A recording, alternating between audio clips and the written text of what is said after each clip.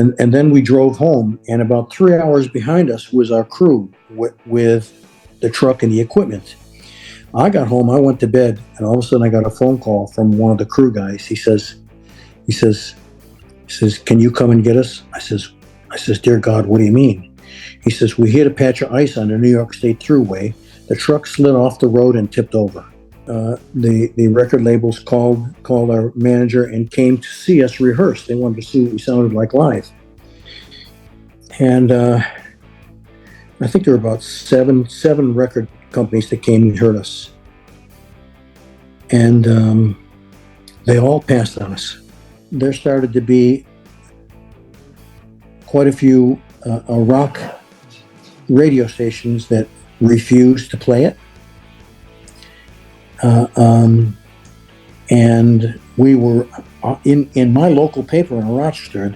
There was a huge picture on the front cover, showing a big bonfire and people throwing their Foreigner albums in it. And I started to dislike being involved in the band. I had friends in Atlantic Records, the offices there.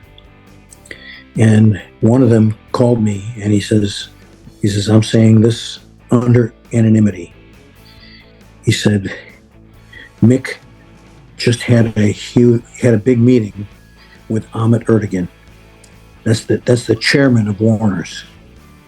Later, I called again. It was 996,000. So in 10 years, it sold 5,000. And I said, "I'm getting a pile of shit here. This is not right." So I didn't look anymore. I didn't ask anymore. I knew that I wasn't getting the truth from anybody. Absolute legend, one of the best voices in rock, without a shadow of a doubt. Thank you so much for taking the time to join us, Mr. Lou Gramm. How are you? I'm good. Thank you so much for speaking to me, Lou. It's a pleasure to speak with you. Thank you, sir. Good stuff, good stuff. Now, obviously, we've got to start with the big news and the fact that Foreigner have finally got the nomination to be inducted into the Rock and Roll Hall of Fame. And I say finally because it's been such a long time that you've had to wait for this. Was it something that you thought was never going to happen? I thought it was never going to happen. I saw our peers who were founded and started playing around the same time we did. Many of them got nominated and inducted already. And 10 years went by and we still didn't get nominated. So I pretty much given up hope, was ready to write it off.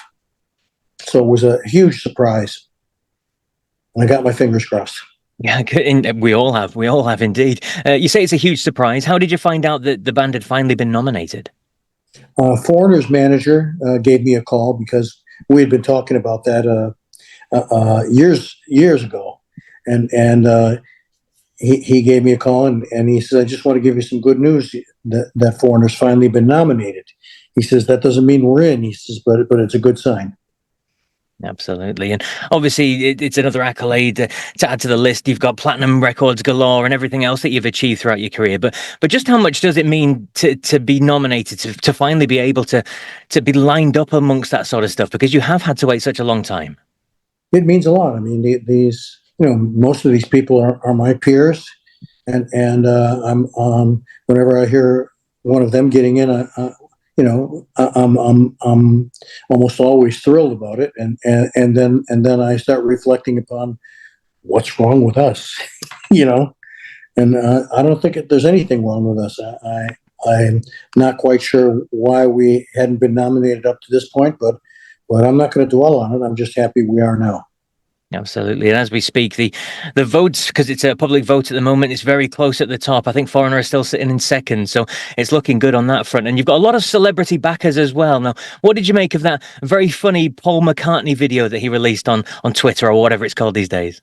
I was so surprised that he even would bother looking at those things, let alone keeping track.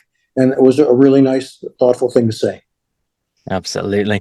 And we're all waiting to see if you get in, and like you said, it's not for definite that you will get in, but to be nominated is fantastic. But have you spoken to Mick about the nomination and what would happen if you guys finally did get accepted? I haven't spoken to Mick. I'm not sure if he's what health situation he's in. I've spoken to, like I said, the manager Phil Carson.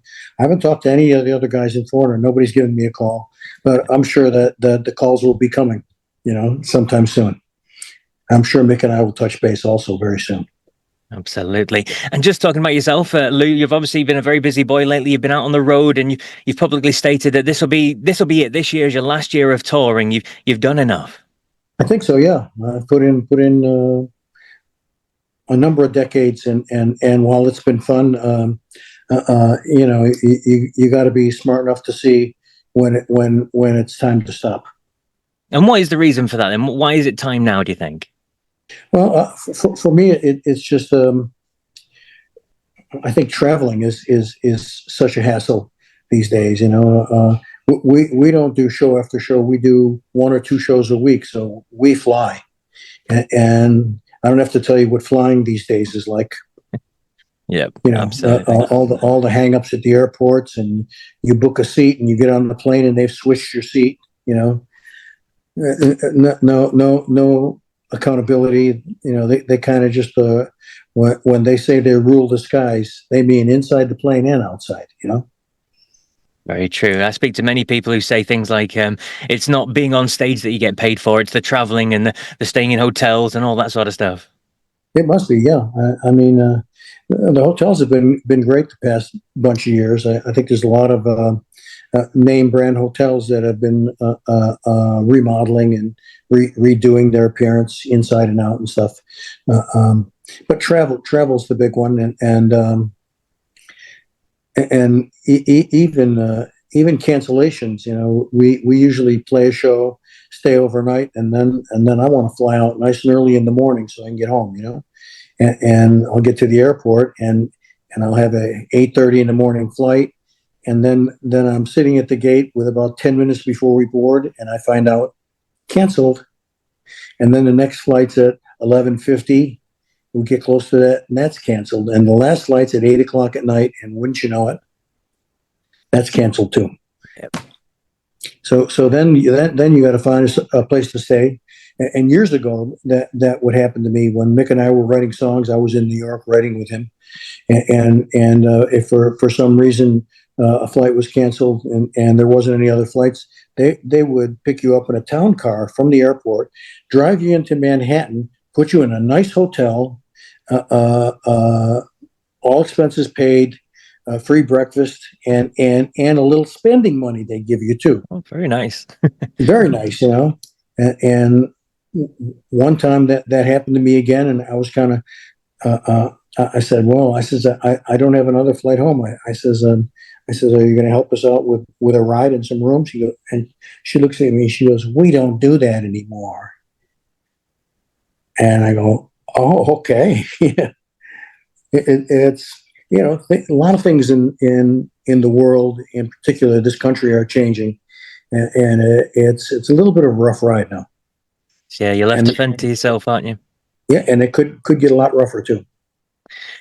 Indeed. We'll leave that there. But in terms of touring and performing, like you said, you're doing it this year. What sort of stuff do you do? Is it a mix of foreigner and your own solo stuff that you do? Yes, it is. Yep, and it's a good blend of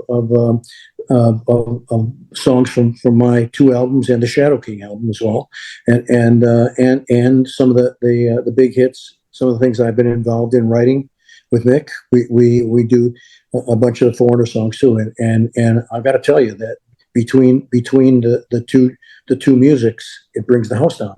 Yeah, absolutely. I'm sure it does. And in terms of your voice, obviously, it's difficult when you get a little bit older. Voice changes, it drops and stuff. So do you have to change the key for certain songs, or do you still find you're able to hit what you could before? You know what? I brought the songs down a half a step about 15 years ago, and I have no problem hitting it. Oh, wow. Yep, I'm in fantastic vocal shape, and my health is as good as it's been in a number of years. That's great to hear, Lou. Great to hear. And you talk about your voice being in great shape, and you recently announced that you're going to have an album as well later this year. What can you tell us about that? Well, it's going to be a number of new songs. Some of the songs were from when you record an album, and usually there's 10 songs on the album, but you usually record 13 or 14 and choose either the best 10 or the 10 that are finished. Yeah. And so I'd been doing that for my two solo albums and the Shadow King album, but there were always 2 or 3 songs that were really good ideas, just without the time to finish them. So I went back and I dug up those ideas, and there's about 3 or 4 of them that I finished that are going to be on this album. Fantastic. And in terms of newer material, are you writing yourself, or do you write with other people? Oh, well, I've been writing with a few other people, but I've been writing myself too, and there's a good selection of brand new, unheard of by the human ear songs, and it's been a fun album to put together. I didn't do it with any time schedule in mind, so it's taken a little over 2 years. But I got it the way I want it, and I'm pleased with the material and the performances. So that's worth waiting for, I think. Absolutely. And how much longer do we have to wait before we can get to hear it? I think there's supposed to be a single out possibly in July, and maybe by October the album will be out. Fantastic. And who have you got working on that? What musicians have you got alongside you on there? I've got my live band that's with me, the All Stars, who is Jeff Jacobs, who used to play with Foreigner, on keyboards. My brother Ben on drums. Scott Gilman on rhythm guitar and sax. He also played with Foreigner. Tony Franklin on bass, and fretless bass monster. Yep. Yes, but he's a monster. And Alex Garcia on guitar. Oh, fantastic stuff. And will you have a little tour after that towards the end of the year just to promote that record?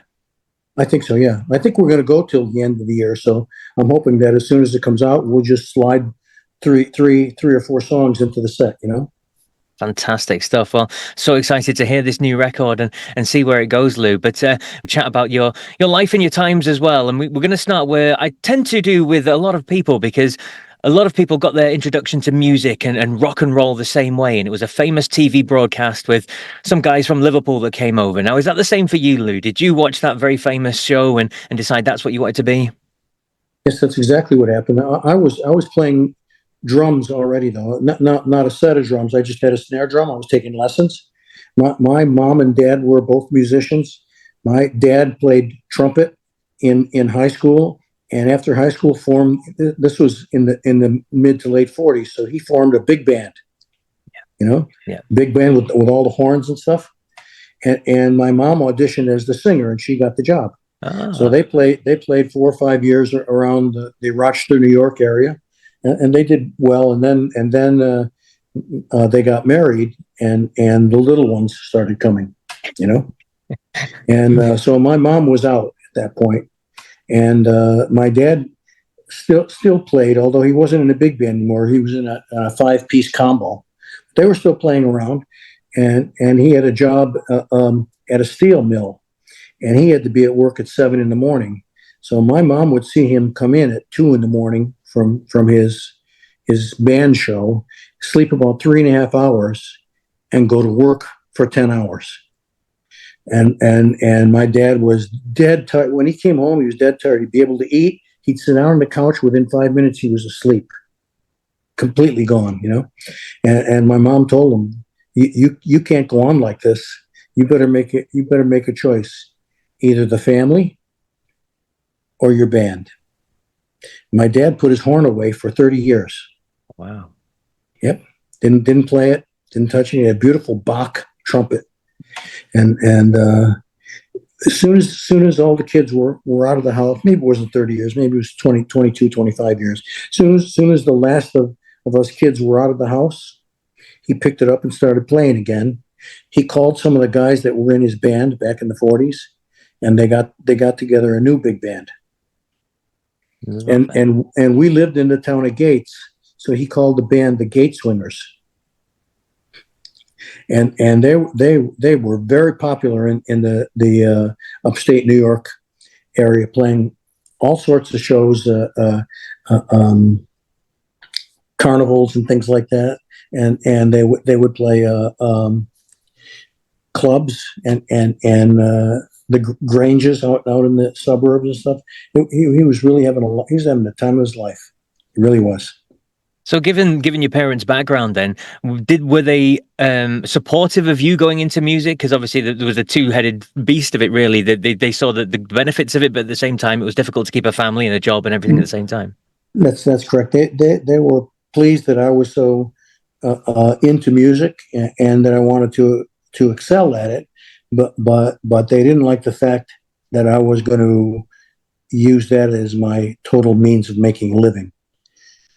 Because my mom had saw what my dad started to happen to him, and I heard that story a few times over the course of the years, and they wanted me to just keep music a hobby and enjoy it as a sideline, and I didn't say I would or I wouldn't, but I after I saw the Beatles on Ed Sullivan a couple times, I was determined. Matter of fact, I was sitting there watching it with my two brothers and my mom and dad.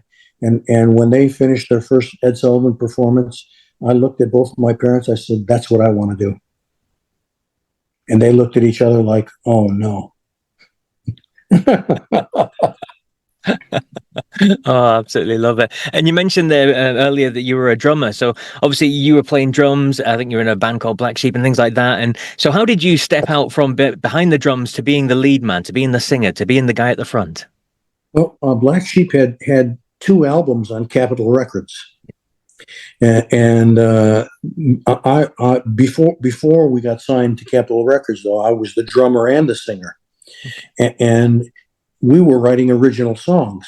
It was very difficult to put the theme of the song across to the audience when you're behind a big set of drums. They can't even see your face, And so we had a meeting and we said either we need a drummer or a singer. And we tried to get singers. We auditioned a bunch of them, and they just didn't work out. A lot of them didn't want to write original, didn't want to do original material. They wanted to play the top 40 hits and make some money, And so I volunteered to get off the drums and be the singer, and we found a real good drummer. And we went on and we did two albums on Capitol Records. We had a hit single on Chrysalis Records. You know those places. You know those. Yeah, absolutely, definitely, yeah. And we were supposed to be opening Kiss's special guest for a whole tour, and our first show with them was in Boston Academy of Music, and we got a standing ovation. We didn't know what to do with that. We looked around and we saw Kiss's tour manager, and he says, "Yeah, go ahead, play another song," So we did, and that was so great. And then we went out and listened to them, and they were terrific. And then we drove home, and about 3 hours behind us was our crew with the truck and the equipment. I got home, I went to bed, and all of a sudden I got a phone call from one of the crew guys. He says, "Can you come and get us?" I says, "Dear God, what do you mean?" He says, "We hit a patch of ice on the New York State Thruway. The truck slid off the road and tipped over." I says, "Are you guys all right?" He says, "We've got some bumps and bruises, but we're okay. Thing is, we can't get the door open to see how the equipment made it."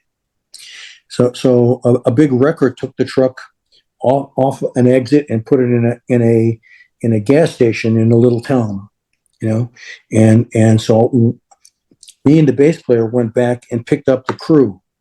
Even though we couldn't check out the equipment, we picked up the crew and brought them back to Rochester because that day coming up was Christmas. Oh. Yeah, the show we played was on Christmas Eve.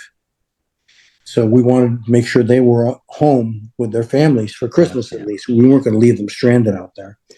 And the next day after Christmas, 2 or 3 of us got in our band station wagon and drove back to the place where the truck was. And the guys in the gas station managed to jimmy rig the door up, and we all wanted to throw up. It was such a mess in there. The Hammond organ, the legs were ripped off. The Marshall amps, right through the hard shell cases, destroyed the the speakers and the electronics, and even the drums. They were in hard shell cases too, but the cases were cracked and broken, and some of the drums had rolled out, and they were not round anymore. They were oblong. And we finally got our insurance company to come and inspect the damages, and they reckoned 80 to 85% of the equipment was destroyed, not fixable. So the next thing I had to do right away, this is the day after Christmas, we did all this. I had to call 10 years after tour manager, and Kiss's tour manager, not 10 Kiss, because we were touring with Kiss. I had to call Kiss's tour manager and let them know that we wouldn't be able to do the rest of the tour with them as much as we wanted to. And he says, why don't you, they were on Capitol Records too. He says, why don't you call Capitol and tell them what happened? He says, you guys got a new album out in Capitol. You're touring to promote the album. That's money for them too. Have them front you some money against the album sales. And I says, that's a good idea. I says, I'm going to call them right now. So I called Capitol, and I'm not sure who I spoke to, but it was somebody in the hierarchy. And they said they would talk to a few other people and call me back. The next day they called me back and they said, we decided we're not going to do that. And we're giving you your release. Wow. How do you like that? Nothing we did, just fate. But with all the money they had, they couldn't afford to get us some used equipment and a small used truck and put us back on the road again to make us and them some money. Because the guys in Kiss and the crew loved us, Yeah.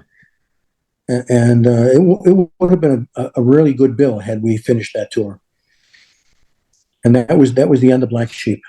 And about 6 months later, Mick Jones called. He somehow called my father and mother's number, and asked for me. And my dad called me in my apartment and said, "This guy Mick Jones wants to talk to you." I says, "Mick Jones." He says, "Yeah, I don't know who it is." He says, "Mick Jones. He's got an English accent. He's from New York." He says he wants to talk to you. So I called him back, and he told me he wasn't with Spooky Tooth anymore, that he was putting his own band together. And he happened to hear one of the Black Sheep albums and liked the way I sang and asked me if I would. He said, "Would you come down if we fly you down and put you up in a hotel? Would you come down and audition?" And I says, "Well," I says, "I would like to, Mick." I says, but I have to finish up business with Black Sheep. We've got to figure out if we're going to try to continue or that's it. And he says, "Well," he says, "I'll call you back in a couple of weeks." I says, "Okay, good." So the next time the guys in Black Sheep and I got together, we get together once or twice a week just to see if we could do anything or. Yeah. And so I told them about the call, and they said, "Well, what did you tell them?" I said, "I told them that I wouldn't come down because I'm already in a band, and they said, "Lou, we sit here and we talk about what if and what if." They said, we all sit here and we know that this band is over. You've got an opportunity to do something, and maybe something really great." He said, why don't you take him up on his offer and go see what you can do in New York? Fantastic, and very magnanimous from the rest of your bandmates as well to allow that to happen. So just in terms of meeting up with Mick and the rest of the band then, what were your first impressions of him and playing with him and the rest of the band? What was your feeling immediately from doing that? Well, I liked them. They were all very friendly guys, and you could tell that there was a lot of camaraderie between them. Now, Foreigner, as we know it, wasn't completely together yet. Dennis wasn't in the band, and there was a different bass player too. So when we started writing, Mick and I started writing. The day I auditioned, he told me he liked the way I sang and stuff, and he says, "You want to come over for supper tonight?" He says, "Let's start writing some songs." So I went over his house. We wrote that night, the first night we got together, we wrote Long, Long Way From Home. Oh, wow. Yep, that's a good sign, isn't it? Yeah, very good. And so we would continue to do that every other night. And pretty soon we had about 5 or 6 songs. And Bud Prager, our manager, had the penthouse suite on top of a 20-story building in Manhattan. So he had all the offices around the outside, and the inside was just an empty space. And that's where we rehearsed. And after we worked up those 5 or 6 songs, we started. Our manager started putting the word out that we are a band and we're looking for a record deal. And he sent out the rough tapes of our songs. And a little at a time, the record labels called our manager and came to see us rehearse. They wanted to see what we sounded like live. And I think there were about seven record companies that came and heard us. And they all passed on us. Wow. Yep. They all passed on us. And then Atlantic came. And Jerry Greenberg was the president at that time. And John Kolodna was the head of A&R. And so we played them some songs, and they had the demo of the songs. And they thanked us and they left. And we kind of looked at each other and we go, well, I don't think that's going to happen either. And then John Kolodner, about 15 minutes later, came back. And he says, I really want to talk to you guys. He says, I think your songs are great. He says, right down the line, every one of them is different from the other. They have a great style, a great cohesiveness. And they've got a uniqueness about them that is missing from a lot of bands that are out there today. Mm-hmm. He says, the problem is the demos and the songs you played live for us and probably everybody else averaged about between 6.5 and 8.5 minutes. He goes, you could never get that played on the radio. He says, let's get about 4 of the songs and trim them down to 3 minutes and 3.5 minutes.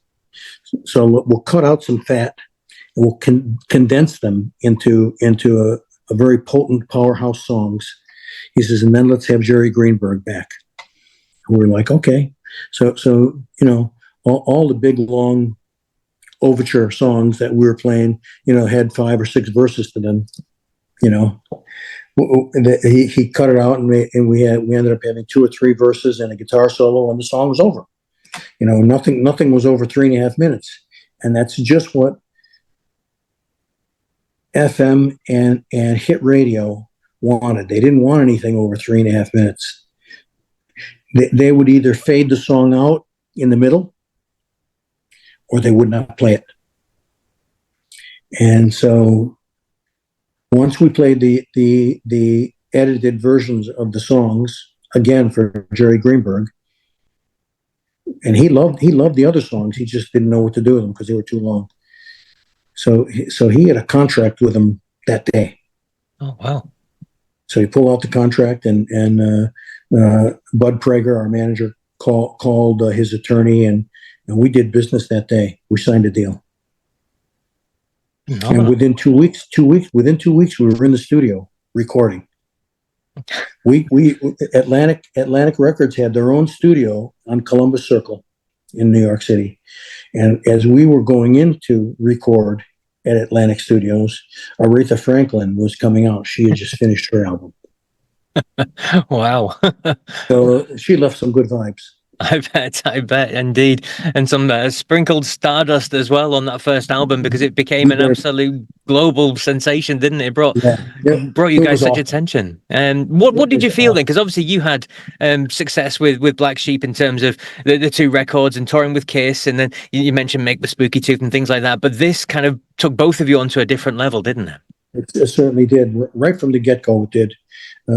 We could feel the impact of a real serious label behind us in their promotion department, in their distribution department.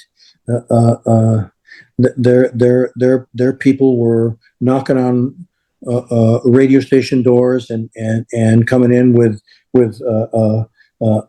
press photos and this and that and the history of the people in the band, and then he would have like a 3 single EP. Yep. You know, and so the first 3 songs that got recorded were mixed and mastered right away and put on the EP, so he could start playing them for radio stations. And there they were. It was Feels Like the First Time, Cold as Ice, and I think the third one was Long, Long Way from Home. Three really good songs, yes. and seriously, I think 95% of the places that they brought the album immediately added it to their heavy rotation. And we were on our way. Absolutely, on your way indeed. And just in terms of the songwriting then, just to go back to what you were saying about John Kolodner and trimming the fat and keeping it to radio friendly, is that something that you guys kept in mind for later in your career? So when you're writing songs for the next few years, or was that just for that first album? No, always. We always kept that in mind.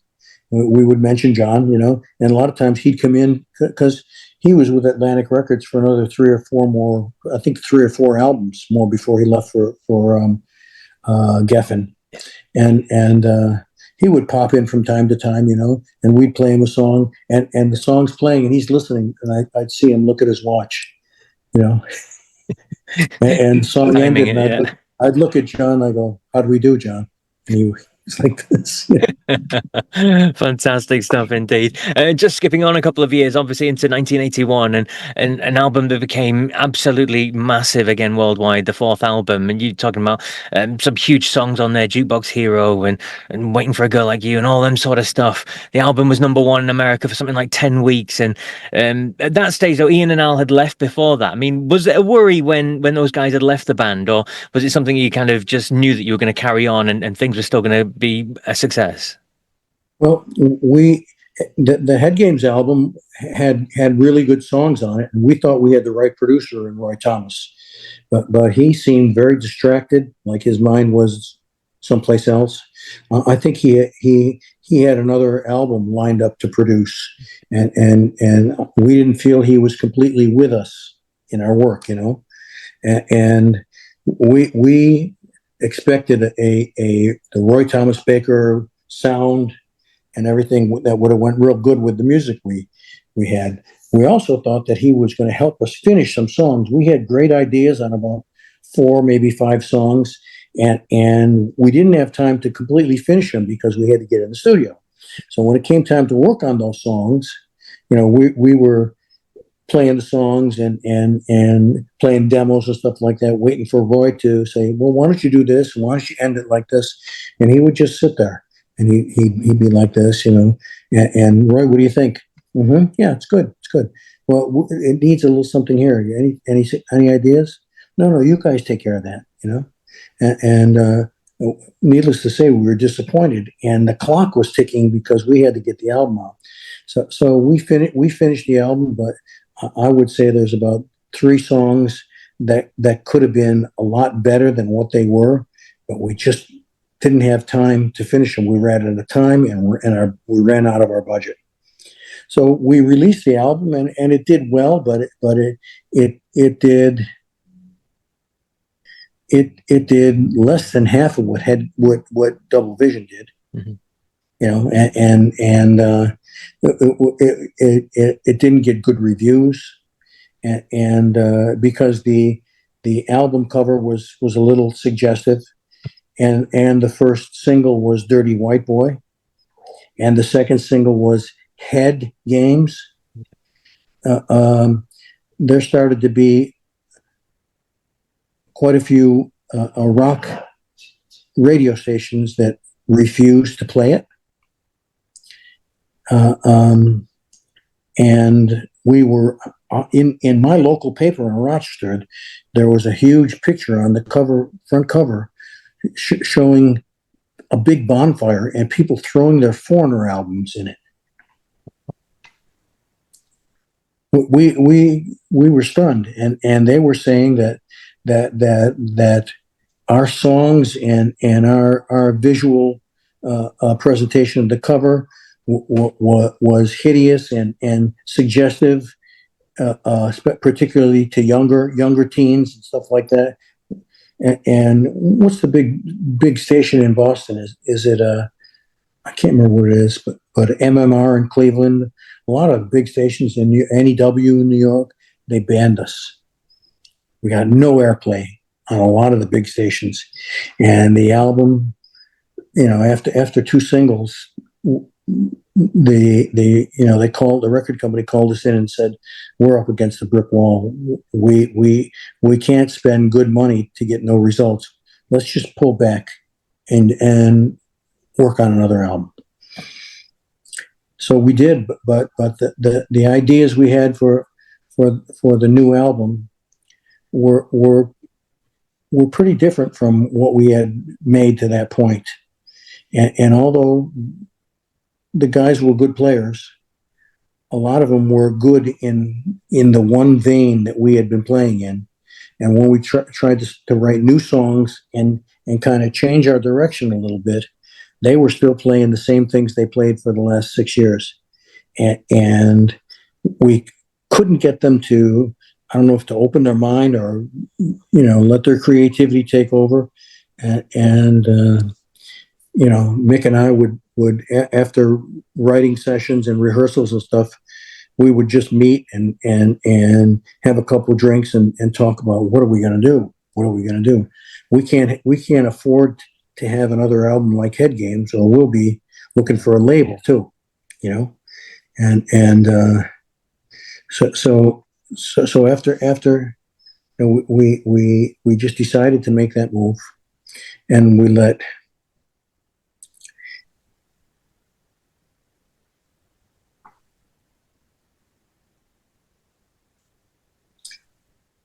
I believe we let,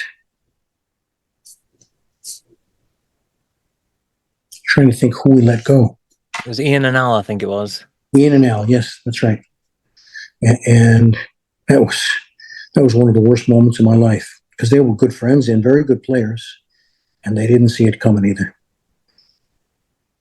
But So we did try. We tried to encourage. I can imagine that in terms of to open their minds as well and go forward. In terms of that discussion, was that something you did face to face? Was it a sit down conversation? Because that sounds like it's a very, very difficult thing to do. Yeah, it was very difficult to do, and we were trying our best to tell them how we felt and what we needed, and they couldn't deliver. They would come up with things that almost sounded like 2 albums ago. So we were trying to move away from that, keeping our Foreigner sensibilities, but shifting the music to a different path, and they just couldn't follow us. And then just moving on to your solo stuff then, because I think it was in about 1990, wasn't it? You decided to leave Foreigner. You'd had solo record out before that. I mean, what was it that prompted your decision at that point to decide that it was time for you to go solo and to do your own thing? Well, it was a couple of things. It was mostly because I didn't like the direction that the band had been going for the last couple of albums. Mick seemed to be incredibly enamored with all the new keyboards that had been coming out, and he heard all the great keyboard players, the rock keyboard players, using new sounds and stuff like that, and he went out and bought all the modern new keyboards and would stay up nights playing with the sounds. And thereby, the songs he wrote were keyboard songs, and we would learn them, and I would sing them, and this and that, and at the 11th hour, he would put a little guitar part on it, But most of the album was based around keyboards, and I told him face to face. I says, we're going to lose our rock audience. He says, because although this has a rock beat and such and such, being a keyboard song does not sit well with fans who began following Foreigner as a guitar-driven rock band. Not only do they not care for the keyboards? But a lot of the keyboard songs were ballads. After we had the hit with Waiting for a Girl Like You, next album was I Want to Know What Love Is. Next next album after that was I Don't Want to Live Without You. And those albums were laced with ballads or mid-tempo songs that could pass for ballads. And I started to dislike being involved in the band. You know, we would do live shows and we would start out with the first, second, and third albums and have the place rocking, and 3/4 of the way through the set, they'd be falling asleep, or you could sense the restlessness because they just weren't that interested, even though the songs were modest hits. That's not what the crowd came for. Yeah. And after one of the tours, Mick decided to take a break. He was frazzled. So he and his wife went for a worldwide cruise. It took over 6 months. Wow. Okay. And I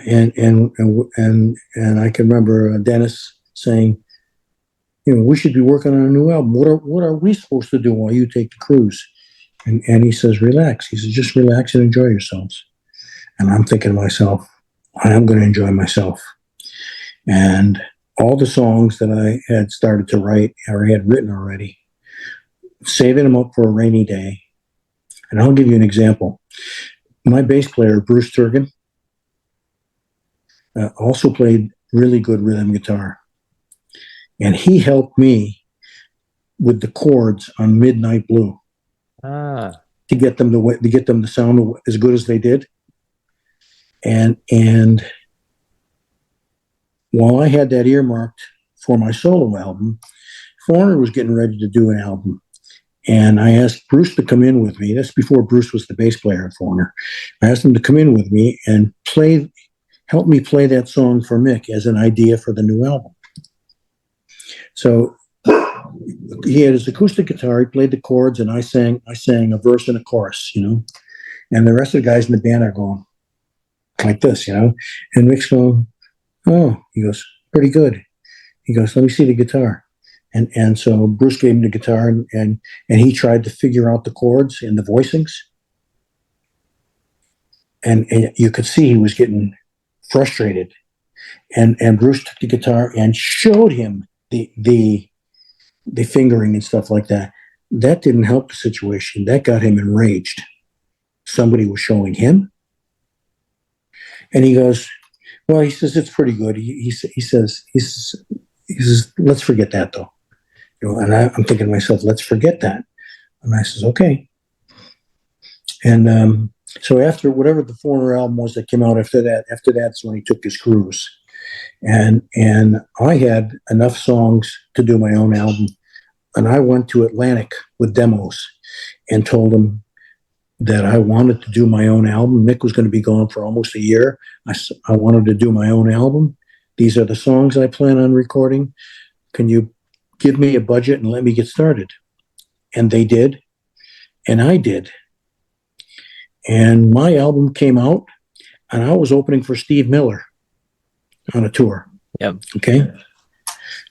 After about the third week that I was on tour with Steve, after my set, I was in the dressing room, and somebody said, Lou, telephone call for you. And it was Mick. He goes, Lou, how's things? I says, things are great, Mick. How was your voyage? He says, it was great. He says, it was really, really restful. It did a lot. He says, but I'm all nerved up again. I says, why? He says, as soon as I go, he says, you go out and do your own thing. I says, I'm still a member of Foreigner. I says, I didn't want to sit around doing nothing. I had songs. I wanted to do them in a way that I saw fit and release them on Atlantic, our label, so that I, as a songwriter and an artist, could grow outside of Foreigner. I says, is that wrong? And he wouldn't answer me. He says, well, if you want to be a part of this band, you better drop your part of the tour and come back. We're starting to record.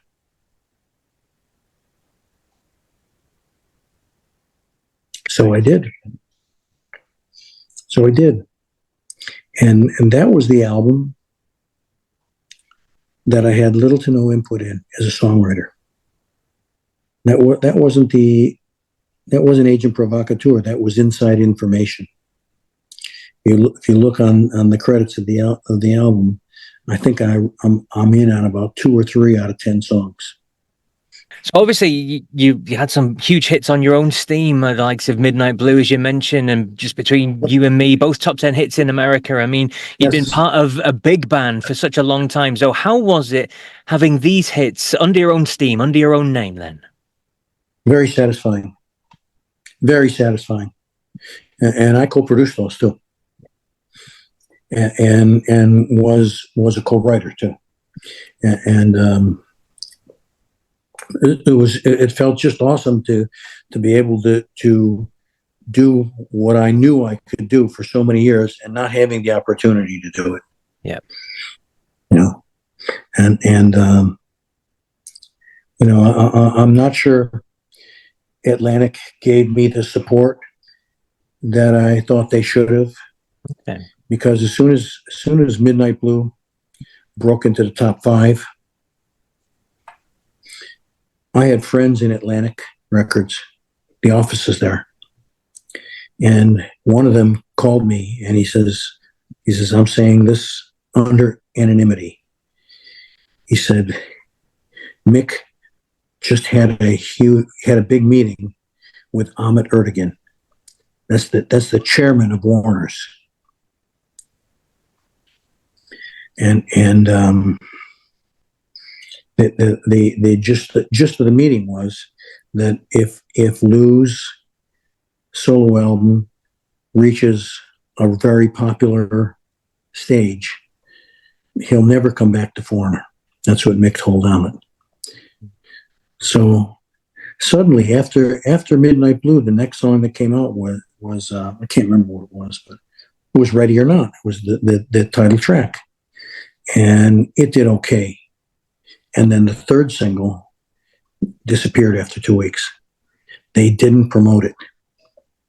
They didn't promote it because Mick told them that he was sure I would come back to the band if the album didn't do well. But if it did really good, then I'd be gone forever.